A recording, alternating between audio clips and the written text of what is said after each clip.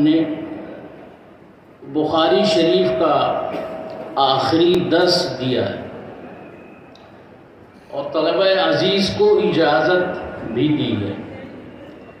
اسی طرح حضرت مولانا یحییٰ صاحب دامت برکاتہم محتمم جامعہ حاضہ نے بھی ایک صاحب کو حدیث کی اجازت عطا کی ہے، مرحمت فرمائی۔ تو یہ مجلس ختم بخاری شریف کی مجلس،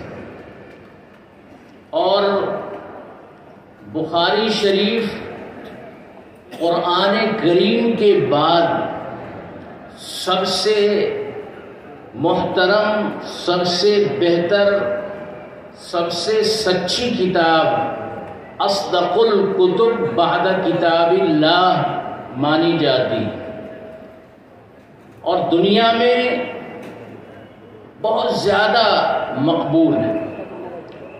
امام بخاری علیہ الرحمہ نے بڑی محنت سے 16 سال کے عرصے میں یہ کتاب تحریر فرمائی ہے، لکھی، اور کتاب لکھنے میں انہوں نے بہت تکلیف اٹھائی ہے، بہت کشٹ و برداشت کیا ہے۔ وہ خود فرماتے ہیں کہ جب میں بخاری شریف میں کوئی حدیث لکھنا چاہتا تو میں غسل کرتا، 2 رکعت نفل نماز پڑھتا، استخارہ کرتا کہ یہ حدیث اس کتاب میں لی جائے یا نہ لی جائے۔ اس کے بعد میرے دل کو جب مکمل اطمینان ہوتا تب میں یہ حدیث کتاب میں شامل کرتا، لکھتا۔ تو جو چیز جتنے اخلاص سے کی جاتی ہے اس میں اتنا ہی زیادہ فائدہ ہوتا ہے، مقبولیت ہوتی ہے، وہ اللہ کو اتنی ہی زیادہ پسند ہوتی۔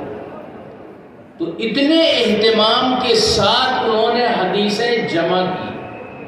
امام بخاری علیہ الرحمہ کے پاس 6 لاکھ حدیثیں تھیں۔ ان 6 لاکھ حدیثوں میں سے بخاری شریف میں انہوں نے جتنی حدیثیں جمع کی ہیں وہ 2 جلدوں میں 7,000 سے کچھ زیادہ ہیں، ساری حدیثیں مکرر وغیرہ ملا۔ تو 6 لاکھ حدیثوں میں سے اتنی حدیثوں کا انہوں نے انتخاب کیا ہے، اتنے شرائط کے ساتھ کیا ہے۔ 16 سال کے عرصے میں کتاب تیار ہوئی۔ کتاب لکھنے کے بعد مکہ مکرمہ اور مدینہ منورہ میں روضۃ من ریاض الجنہ میں بیٹھ کر اور حرم مکی میں بیٹھ کر انہوں نے کتاب پہ عنوانات لگائے، باب اور کتاب قائم کیا۔ تو اتنی متبرک جگہ بیٹھ کر یہ تصنیف و تالیف کا کام ہوا ہے۔ اور امام بخاری بڑے عالم، بڑے محدث اور بڑے نامور حدیث اپنے پاس رکھنے والے امام تھے، اور حدیث کے لیے انہوں نے بہت زیادہ تکلیفیں اٹھائی ہیں، لمبے لمبے سفر کیے اور ہر طرح کی تکلیف برداشت کی۔ لکھا ہے کہ میں علم حاصل کرنے کے زمانے میں بخارا سے بغداد تک کا کتنی دفعہ سفر کیا ہے میں بتا نہیں سکتا۔ خطو بار امی بخارا تک کے بغداد گیسی ختم فارغ، یہ آپ لوگوں کی زبان ہے، تو تھوڑی تھوڑی مجھے بھی آتی ہے۔ تو اتنی تکلیف اٹھائی ہے انہوں نے۔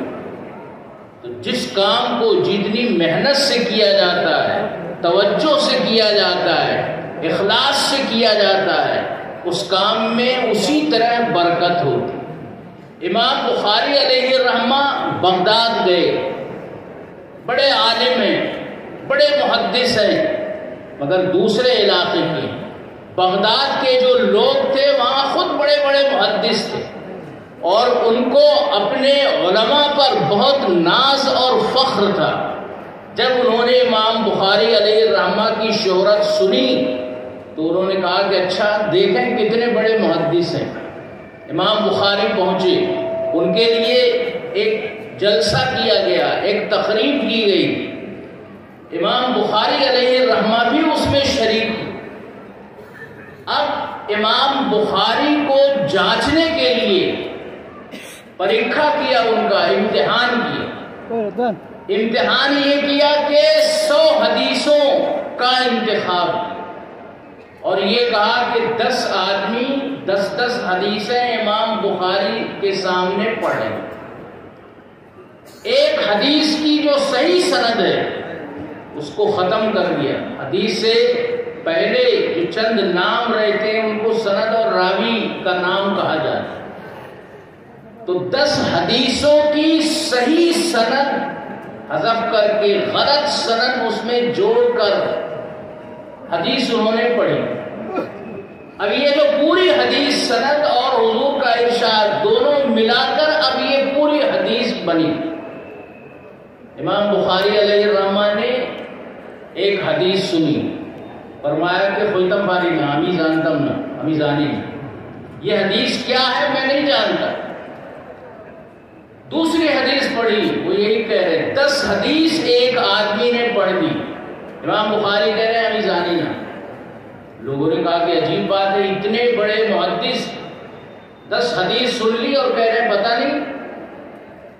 پھر اور لوگوں نے بھی اسی طرح حدیثیں پڑھی، صحیح سند نکال کر دوسری سند اس کے ساتھ جوڑ کر حدیث پڑھی۔ 100 کی 100 حدیثوں کو انہوں نے پڑھا۔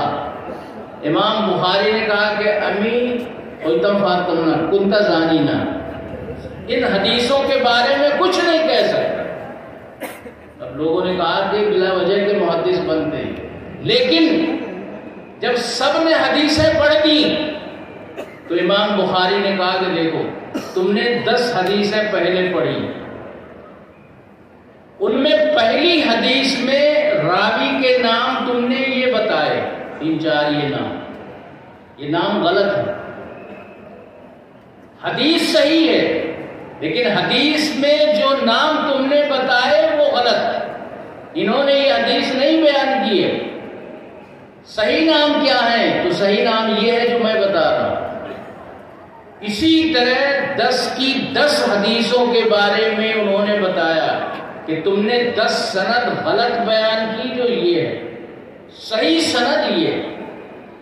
اسی طرح 100 کی 100 حدیثوں کو انہوں نے بتائیے، ایک دفعہ سننے کے بعد 100 حدیثوں کی 100 سندیں جو غلط تھیں ان کو یاد ہو گئی، جو صحیح سند ہے وہ تو پہلے سے یاد ہے، اور انہوں نے مجمع میں بتا دیا تو لوگوں کو اندازہ ہوا کہ یہ بڑے واقعی بڑے محدث ہیں، بڑے عالم ہیں، ان کی ٹکر کا کوئی نہیں ہے۔ تو یہ درجہ اور یہ مقام یہ وہی اخلاص سے ملتا ہے۔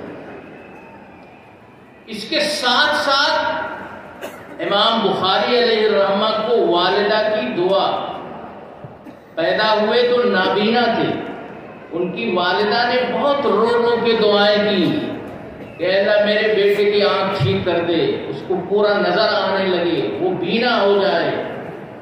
ان کی والدہ کی دعا سے امام بخاری علیہ الرحمہ کی آنکھ ایک دم ٹھیک ہو، اور حضرت ابراہیم علیہ السلام نے خواب میں بشارت دی کہ تمہارا بچہ ٹھیک ہو گیا۔ تو والدہ کی یہ دعا، خود بچے کی امام بخاری کی اتنی محنت ہے، اور علم حاصل کرنے میں جو مال خرچ کیا ہے۔ امام بخاری علیہ الرحمہ کے والد کہتے تھے کہ میں نے جو مال کمایا ہے سارا حلال ہے، حرام مال کی ملاوٹ اس میں ہے ہی نہیں، اور جو مال میں چھوڑ کر جا رہا ہوں اس میں کوئی مال مشکوک نہیں ہے، حرام نہیں ہے، ناجائز نہیں۔ ایسے مال سے امام بخاری نے پڑھا ہے۔ اگر مال حلال ہے اور طالب علم اس کو خرچ کرتا ہے اور اس سے پڑھتا ہے تو اس سے علم میں نور پیدا ہوتا ہے. اور اگر مال حرام ہے، کوئی بھی آدمی اسے کھائے استعمال کرے تو دل کے اندر تاریکی پیدا ہوتی ہے. طالب علم اگر وہ استعمال کرے تو اسے علم کچھ نہیں آئے گا، دو چار معلومات آ جائیں. اس لیے کاروبار میں حلال مال کمانے کی نیت کرنی چاہیے، حلال کاروبار کرنا چاہیے، حرام کاروبار سے بچنا چاہیے. اور اپنے بچوں کو اگر کوئی پڑھا رہا ہے، چاہے وہ دین کا علم ہو یا دنیا کا، اس میں بھی حلال مال ہی لگانا چاہیے. اسی طرح مدرسوں میں چندہ آپ دے رہے ہیں، وہ چندہ بھی حلال مال سے دینا چاہیے. یہ حرام مال جو ہے جہاں بھی جائے گا تاریکی ہی تاریکی نقصان ہی کرے گا. تو امام بخاری علیہ الرحمہ کے یہ ذاتی حالات ہیں. اس سے اندازہ ہوتا ہے کہ وہ کتنے متقی تھے، کتنے پرہیزگار تھے، وہ تو بزرگ بڑو بزرگ تھے. اور اس لیے امام بخاری کا فیض ساری دنیا کے اندر پھیلا اور آج بھی پھیل رہا ہے. اور بخاری ساری دنیا میں پڑھی اور پڑھائی جاتی. امام بخاری علیہ الرحمہ سفر کر رہے تھے، پانی سفر، سمندر و سفر ہو رہا، کشتی اس میں بیٹھے ہوئے. ایک آدمی امام بخاری کے پاس آیا اور ان سے بات کی، اور بات کر کے اندازہ لگا لیا کہ ان کے پاس مال ہے، ان کے پاس اشرفی ہے، سونے کا سکہ ہے اور 1000 کے قریب ہے. اب اس نے کچھ دیر کے بعد اعلان کیا کہ ایک اشرفی کی تھیلی میری گم ہو گئی، جس میں 1000 سکے ہیں. امام بخاری علیہ الرحمہ کے پاس تو ان کی اپنی اشرفی کی تھیلی تھی، مگر انہوں نے یہ سمجھا کہ ابھی اگر یہ لوگ تلاشی لیں گے تو وہ تو میرے پاس نکل جائے گی، کیونکہ وہ تو میری ہی ہے. اور 2-4 آدمی کہہ دیں گے کہ دیکھو امام بخاری نے فلاں غریب کی یہ تھیلی رکھ لی ہے، تو ساری زندگی جو ہے وہ برائی ہی برائی لوگ کریں گے ہمارے. اس لیے انہوں نے وہ اپنی تھیلی پانی میں ڈالی، سمندر. اب اعلان ہوا کہ بھئی فلاں آدمی کی تھیلی گم ہو گئی ہے، تلاشی لی گئی. امام بخاری کے پاس بھی تھیلی نہیں.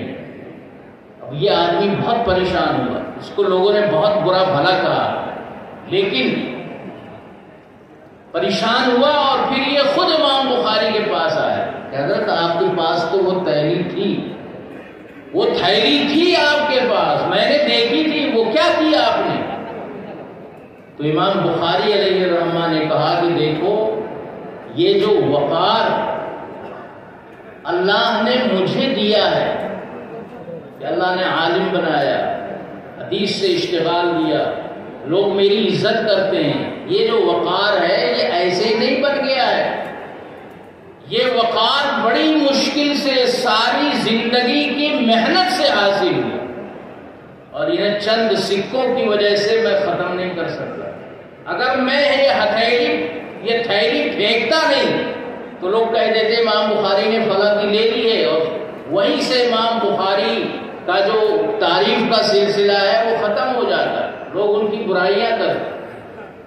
اس لیے وقار کے مقابلے میں، عالمانہ شان کے سامنے ایک تھیلی کی کوئی حیثیت نہیں. اور وہ میں نے 1000 اشرفی سمندر میں پھینک دی. یہ ہے امام بخاری کا مقام اور مرتبہ. ہم لوگ جو بخاری پڑھ رہے ہیں یا پڑھ چکے ہیں یا مدرسوں میں کچھ بھی پڑھ رہے ہیں، ان کو اپنے عالمانہ اور طالب علمانہ وقار کا خیال رکھنا چاہیے. یہ مدرسے میں پڑھ رہے ہیں، گاؤں میں جائیں گے تو لوگ کہیں گے دیکھو یہ مدرسے میں پڑھ کر آئے ہیں، یہ نماز کی کتنے پابند ہیں، یہ صاف ستھرا رہتے ہیں، یہ لوگوں سے اچھی طرح ملاقات کرتے ہیں، یہ لوگوں کے اخلاق وغیرہ کو درست کرتے ہیں. یہ اچھے لوگ ہیں جو مدرسے سے پڑھ کر آئے. اور اگر مدرسے سے پڑھ کر گئے، ایک بچہ اسکول میں پڑھتا ہے تو مسجد میں نماز کے لیے پہنچ گیا اور مولانا صاحب غائب ہیں، تو کیا ہوگا؟ کوئی پڑھنے کا اثر نہیں۔ اس لیے سنت کی اتباع پڑھنے کے زمانے میں بھی اور پڑھنے کے بعد بھی۔ امام بخاری علیہ الرحمہ بھی سنت کے بڑے پابند تھے، اور سنت اور حدیث کی انہوں نے خدمت بھی کی۔ اس لیے ہم طلباء کو بھی اتباع سنت رکھنا چاہیے۔ ہر کام میں نبی پاک صلی اللہ علیہ وسلم کی سنتوں کو پڑھ کر، کتابوں سے دیکھ کر اس پر عمل کرنا چاہیے۔ اس لیے امام بخاری علیہ الرحمہ کی جو یہ کتاب ہے، ایک بڑی مبارک کتاب ہے، بڑی متبرک کتاب ہے، اور بہت زیادہ اللہ کے ہاں یہ مقبول ہے، اور اس کے پڑھنے والوں کا مقام بھی اللہ کے یہاں بلند ہے۔ یہ بخاری شریف شروع ہوتی ہے بابن کیف کان بدء الوحی سے۔ امام بخاری علیہ الرحمہ نے یہ بتانا چاہا ہے کہ دین کی بنیاد وحی ہے، عقل نہیں۔ دین میں اپنے عقل سے، اپنی سمجھ سے، اپنی بدھی سے کوئی آدمی نہیں کچھ کرے گا تو غلط۔ دین میں یہ دیکھا جائے گا کہ حضور نے کیا فرمایا، اللہ تبارک و تعالی کیا چاہتا ہے۔ اسی کو وحی کہتے ہیں کہ جو کام اللہ بندوں سے کرانا چاہتے ہیں وہ کام انبیاء کو بتا دیتے ہیں۔ یہ جو انبیاء کو بتاتے ہیں یہ وحی ہے۔ جیسے آج کل فون ہے، بہت سے لوگ فون کر دیتے ہیں، پیغام دوسرے تک پہنچ جاتا ہے۔ اسی طرح اللہ کی طرف سے یہ پیغام انبیاء تک پہنچتا ہے، بیچ میں کوئی واسطہ اور کچھ نہیں ہوتا، براہ راست انبیاء کے دل پر وحی کا فیضان ہوتا ہے۔ تو وحی کا مطلب یہ ہے کہ اللہ اور رسول کے بتائے ہوئے طریقے کے مطابق زندگی گزاری جائے۔ قرآن یہ بھی وحی، حدیثیں یہ بھی وحی۔ فرق یہ ہے کہ قرآن کو وحی مطلوع کہتے ہیں کہ اس کو نماز میں پڑھا جاتا ہے یا نماز کے بعد بھی پڑھا جاتا ہے۔ جو حدیثیں ہیں یہ بھی وحی ہیں۔ جب ایک آیت یا کچھ آیتیں اترتی تھیں تو اس سے متعلق کچھ دین کی باتیں نبی صلی اللہ علیہ وسلم کو اللہ بتا دیتا تھا، دل میں ڈال دیتا۔ یہ جو دل میں ڈالتا حضور صلی اللہ علیہ وسلم اس کو مختلف اوقات میں بیان کرتے تھے۔ تو یہ حدیثیں ہیں، یہ سنت ہے، یہ بھی وحی ہے، بس یہ نماز میں نہیں پڑھی جاتی۔ تو ایک وحی قرآن ہے، ایک وحی حدیث ہے، دونوں دین کی باتیں ہیں۔ قرآن اصل ہے، بنیاد ہے، وحی جو ہے یہ اس کا بیان ہے، اس کی تفسیر ہے، اس کی وضاحت۔ اور قرآن کریم بغیر حدیثوں کے نہیں سمجھا جا سکتا۔ قرآن میں کہا گیا اقیم الصلاۃ، نماز قائم کرو، نماز کیلا قائم ہوئی تو، نماز قطو رکعت ہوئی تو، نماز کیلا پڑا گئی تو، امام کیلا ہوئی تو، مقتدی کیلا ہوئی تھا، طہارت اور وضو طریقہ کی تھا۔ یہ سب باتیں قرآن میں نہیں، یہ سب باتیں حدیثوں میں۔ جب تک حدیث آپ نہیں پڑھیں گے قرآن نہیں سمجھیں گے۔ اسی لیے جو عربی تفسیریں ہیں وہ ہر آیت کے نیچے پہلے حدیثیں آتی۔ قرآن کی تفسیر کبھی حدیث سے کی جاتی ہے، قرآن کی تفسیر کبھی عقل سے بھی کی جاتی ہے، قرآن کی تفسیر کبھی لغت سے کی جاتی ہے۔ جیسے لغت کا بیان امام مجاہد کے حوالے سے آیا ہے۔ اس لیے قرآن اصل ہے مگر قرآن سمجھنا مشکل ہے۔ اس لیے نبی صلی اللہ علیہ وسلم نے خود صحابہ کو قرآن سمجھایا ہے۔ صحابہ کرام سب عربی تھے زیادہ تر، مگر صحابہ عربی ہیں قرآن بھی عربی میں ہے. وہ صحابہ قرآن خود نہیں پڑھ پاتے تھے. نبی صلی اللہ علیہ وسلم جیسا پڑھاتے تھے ویسا وہ قرآن پڑھتے. آج بھی جو عرب پڑھے لکھے ہیں وہ عربی زبان پڑھ لیں گے، لیکن قرآن اپنے من سے جیسا چاہے پڑھ لے وہ غلط ہے. قاری جیسا پڑھائے گا ویسا ہی پڑھنا پڑے گا. تو قرآن جس طرح پڑھنا نبی صلی اللہ علیہ وسلم سے ثابت ہے اسی طرح پڑھیں گے تو وہ قرآن ہوگا. قرآن کا جو مطلب حدیثوں میں بیان کیا گیا ہے وہی مطلب صحیح ہے. امام ابو حنیفہ علیہ الرحمہ نے 40 بڑے بڑے علماء اور مفتیوں کی ایک جماعت تیار کی تھی. مدرسہ تھا ایک ان کا، وہاں وہ بیٹھ کر مسائل پر غور کرتے. آج بھی مسائل پیش آتے ہیں. نماز پڑھ رہا تھا بھول گیا، کیا کریں، فلاں کام کر رہا تھا یہ ہو گیا. آج کسی مفتی سے آپ پوچھیں اسے معلوم ہے تو وہ خود بتا دے، نہیں تو کسی فتوے کی کتاب سے دیکھ کر بتا دے گا. پہلے کیا ہوتا تھا، یہ بڑی بڑی کتابیں نہیں تھیں، قرآن ہے حدیثیں. اگر کوئی مسئلہ پیش آیا آ کر پوچھتے، امام صاحب کہتے کہ بھائی قرآن میں دیکھو، پورا قرآن پڑھا جاتا. ایک مسئلے کے لیے پورا قرآن کئی دفعہ پڑھا جاتا. امام شافعی علیہ الرحمہ سے منقول ہے کہ قرآن کی کون سی آیت اجماع کی دلیل ہے کہ اجماع حجت ہے، یہ تلاش کرنے کے لیے میں نے 3 دفعہ پورا قرآن پڑھا ایک مسئلہ نکالنے کے.